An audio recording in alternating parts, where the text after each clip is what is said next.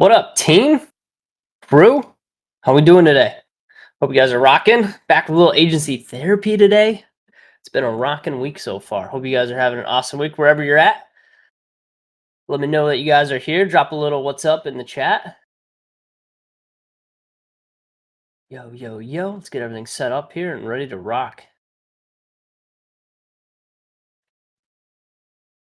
All right.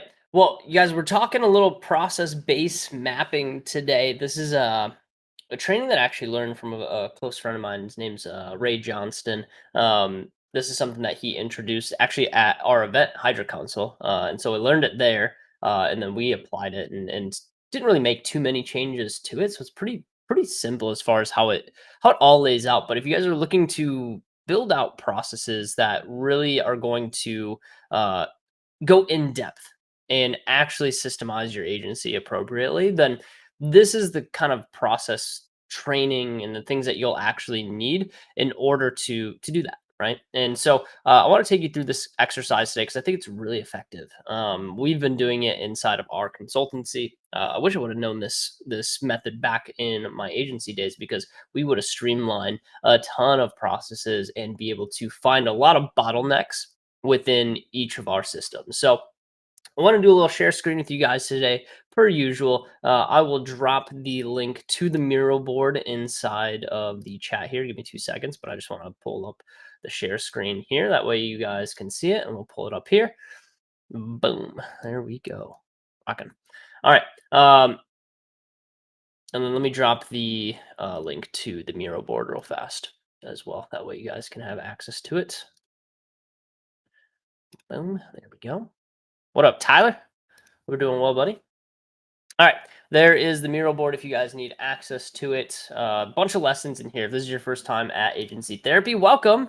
Really stoked that you guys are here. But if you click on that link I just posted in the chat, guys, there's so many trainings here. And here's the thing, they're all 100% free for you guys. So if you want to learn how to build out your LinkedIn lead generation tactics, sweet, there's a training on that. If you want to know how to make yourself a market leader in your niche, okay, there's a training specifically on that.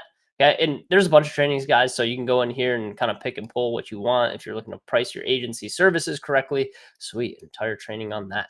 Okay, so go check that out, guys. Really really effective training. But today we're going to be zooming in on a little thing called process based mapping. I just want to make sure everyone can see that. Okay, it looks good on my end, but give me a little thumbs up if you guys can see the mural board. I'll zoom in here in a second.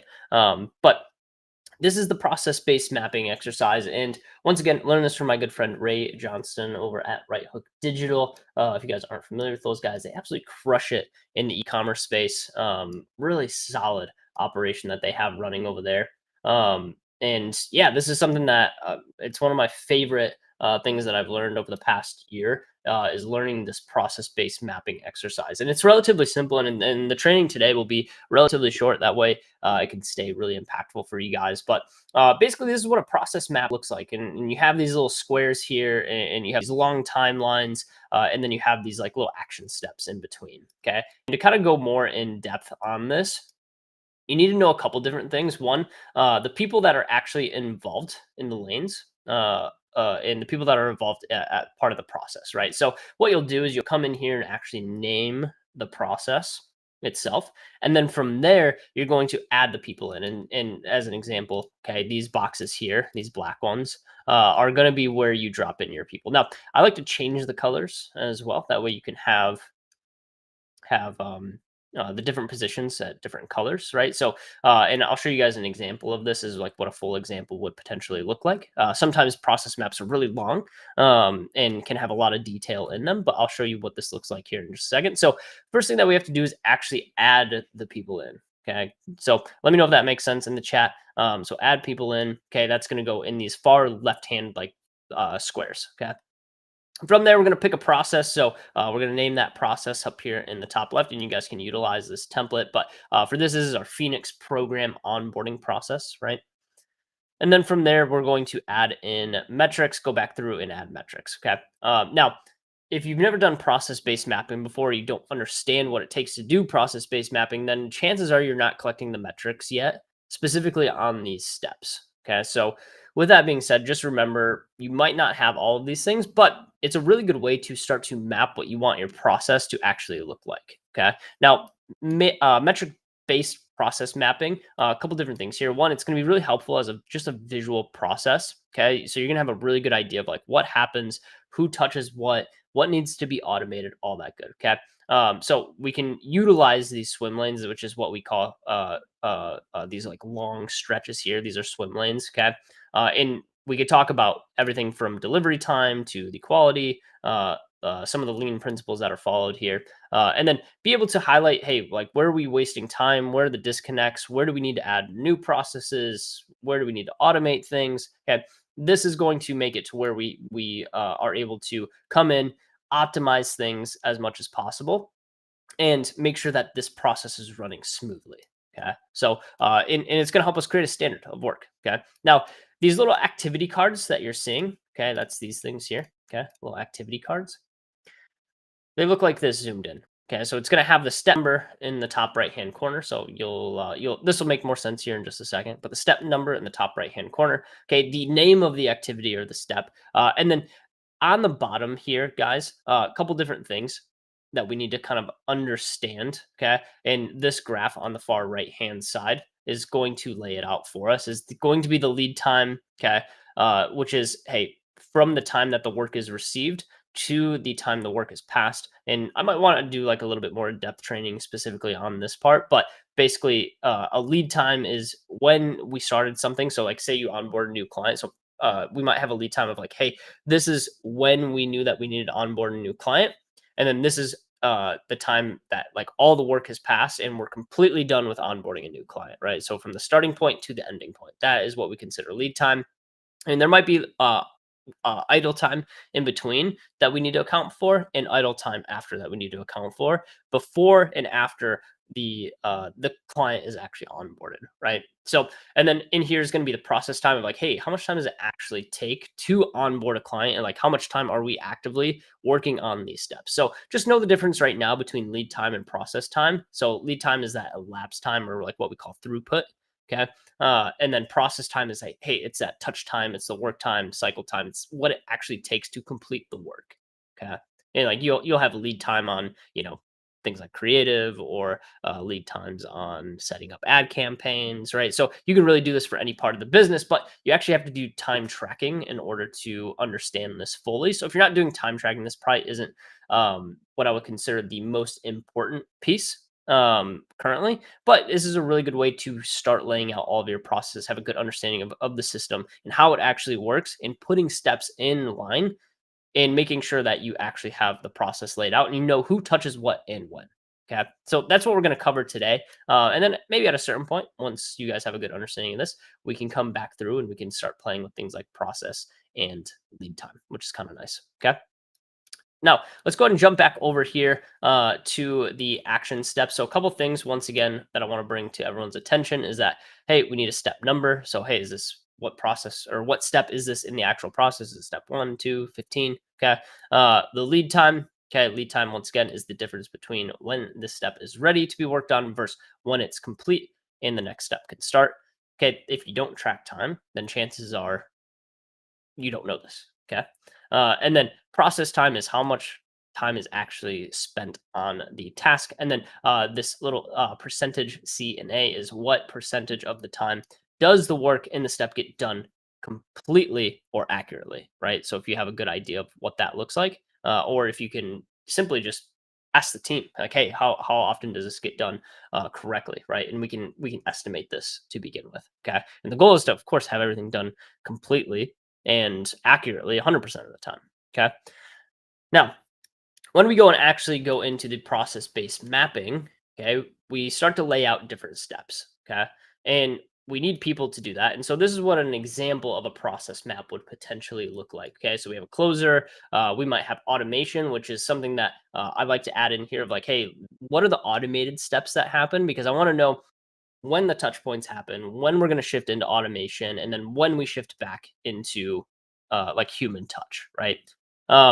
So for our Phoenix program onboarding, for example, so the first thing that we do in our Phoenix program onboarding, or step one, is going to be this go high level onboarding form, right? Now, we haven't done any process or leads on this because this is actually a brand new onboarding process for us. So there's not really any like time tracking on this. And honestly, we probably don't need a time track because it doesn't take a lot of time. There's not a lot of process time. There's not a lot of lead time.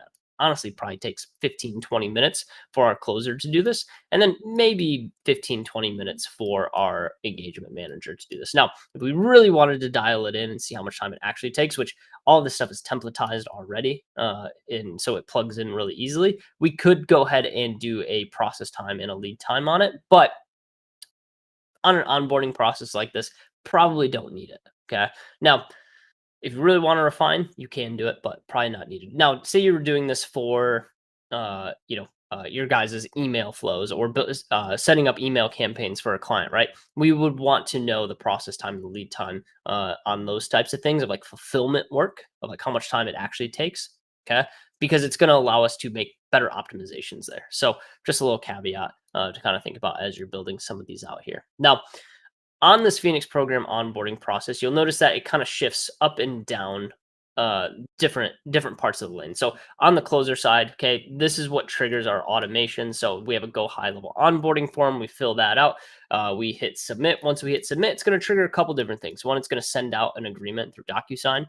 Okay, that agreement is going to land directly in their inbox based off the email that we plug in. Okay, the client file is going to be automatically made inside of ClickUp for us. Onboarding subtasks are created and the engagement manager is and then the client is automatically added to Kajabi and granted access to the actual program itself.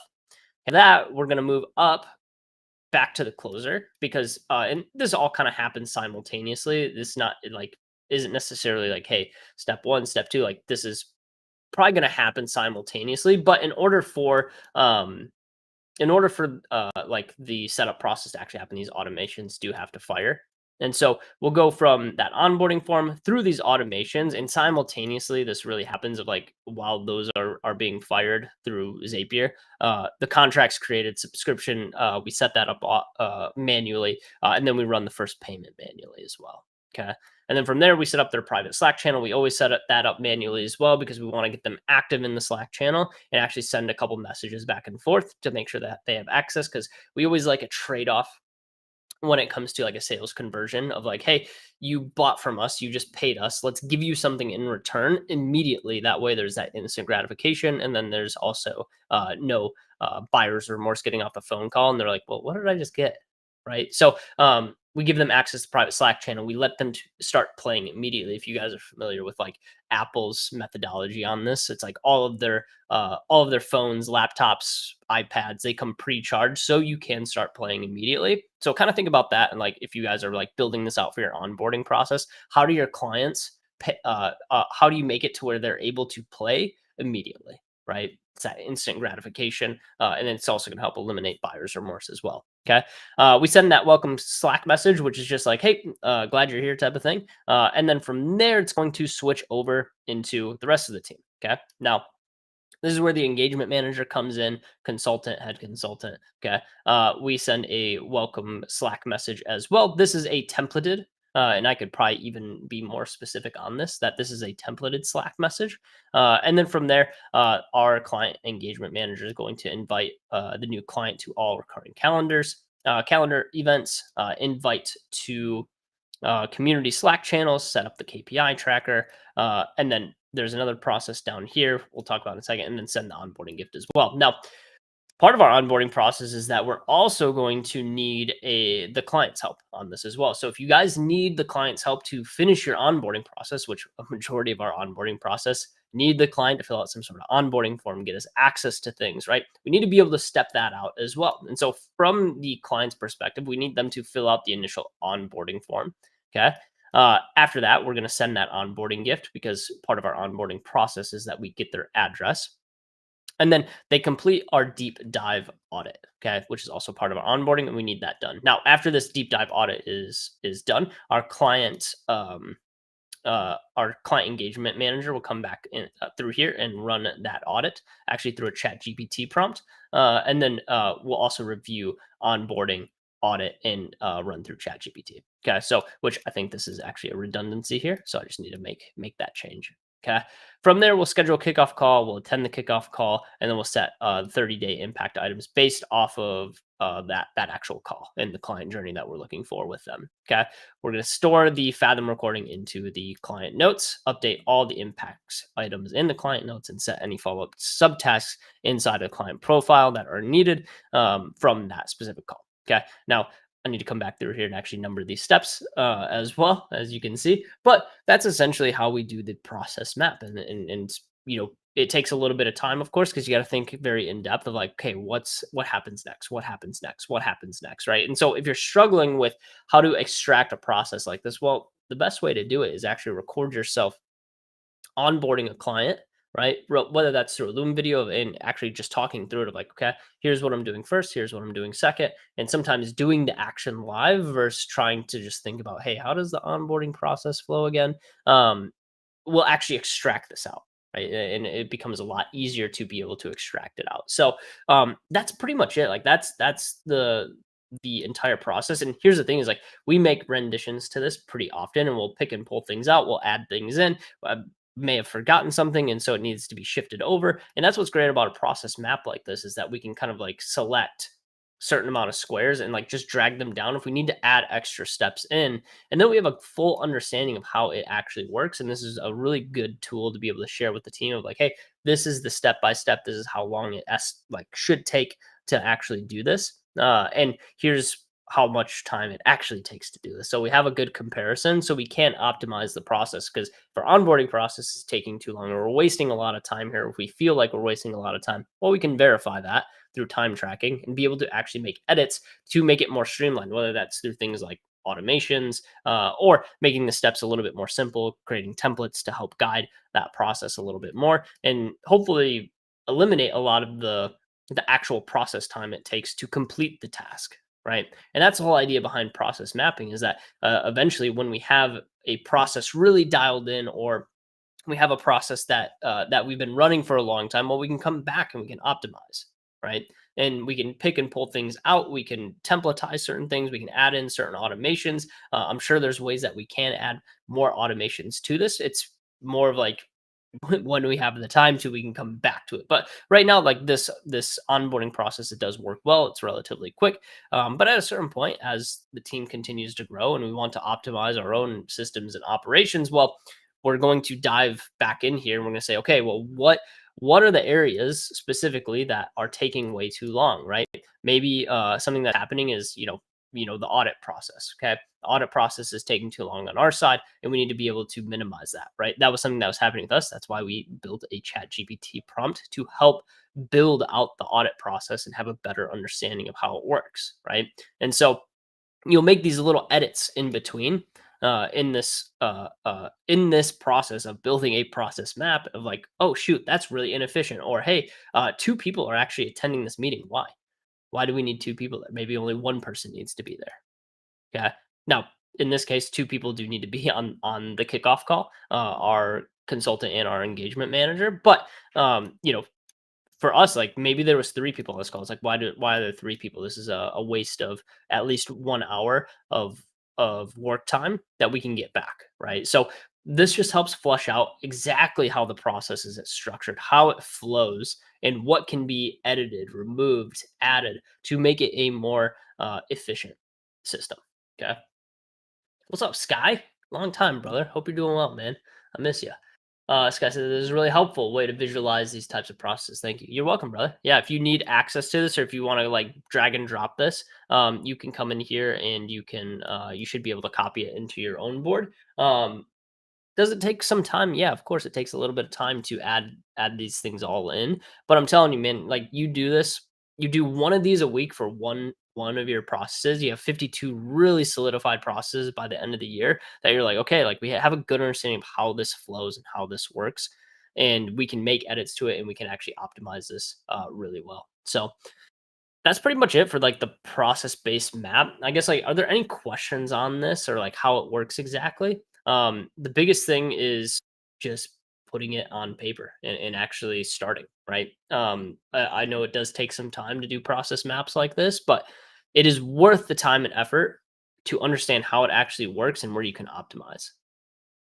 But what questions do we have? We can jump into questions here. If you guys need access to this board, I dropped it into chat for you guys. That way you can copy this into your own board and get to work. But that's our training today, guys. Relatively short one today. Knocked it out in about 20 minutes. I know, fast for us.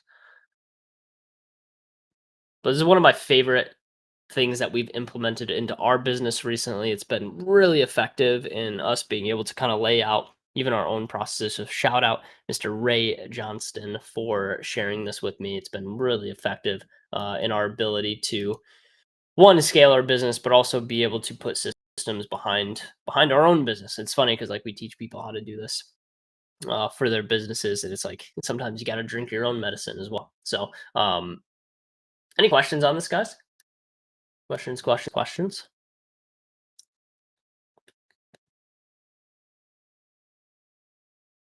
Relatively straightforward one today.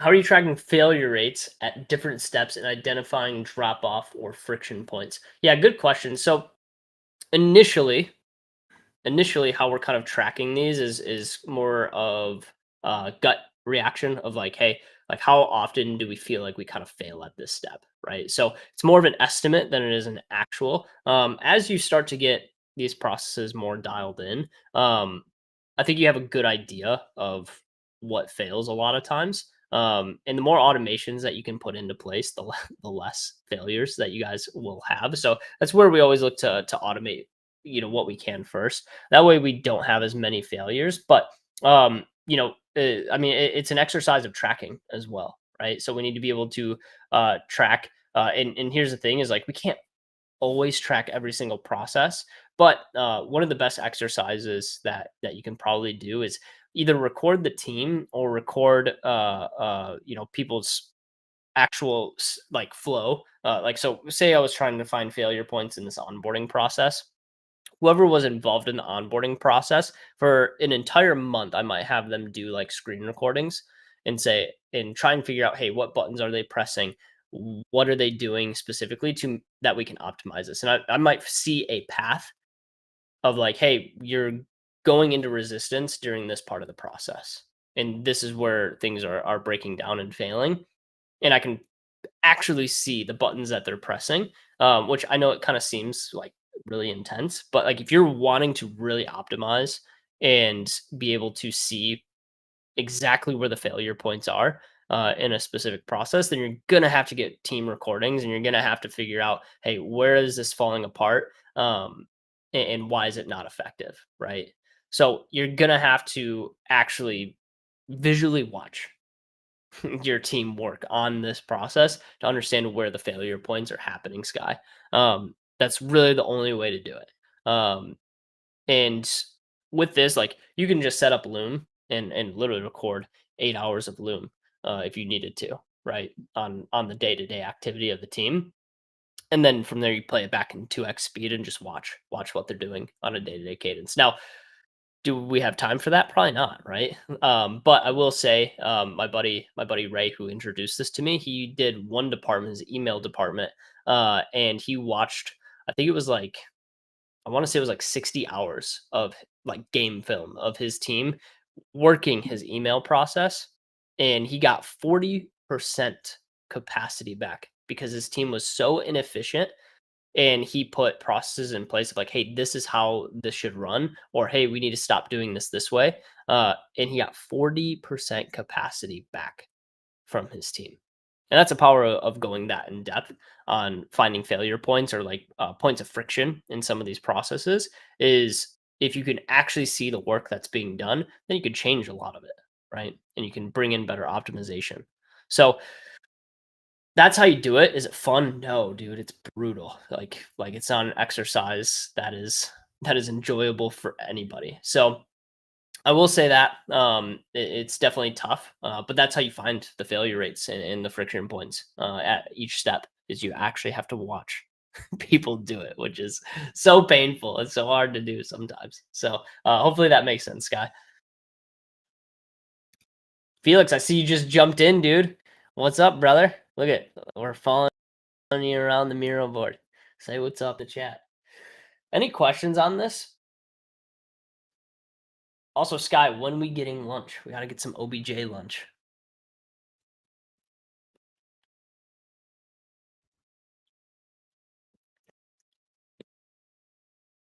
I'm getting invites from my buddy Paul to go play Party Animals.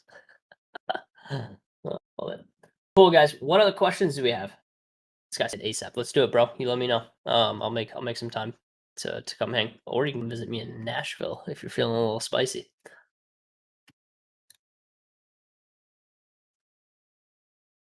Relatively straightforward training today. Didn't need to be too long because honestly, it's not that complex.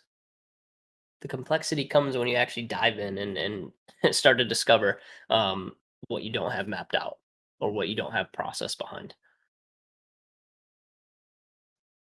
Questions, comments, concerns, epiphanies, takeaways. What do you guys got? What do you guys got? Hit me up.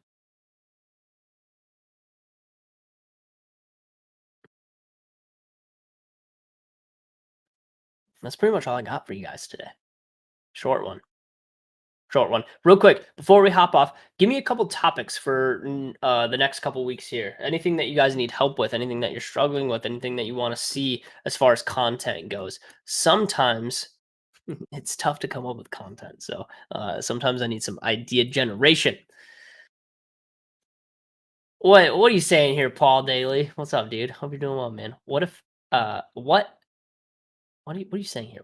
What I have is the belief that you're the most beautiful person in the SMMA space. Brother, come on now. Can't knock yourself like that.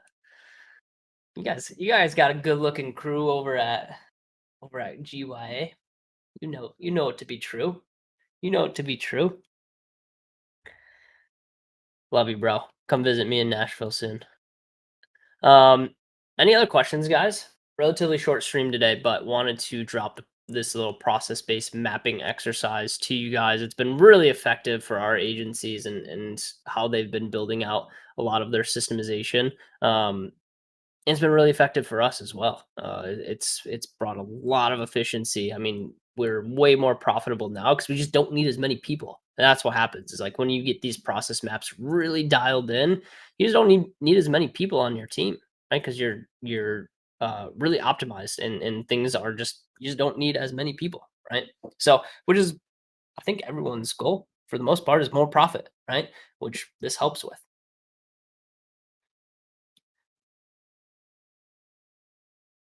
Anything else?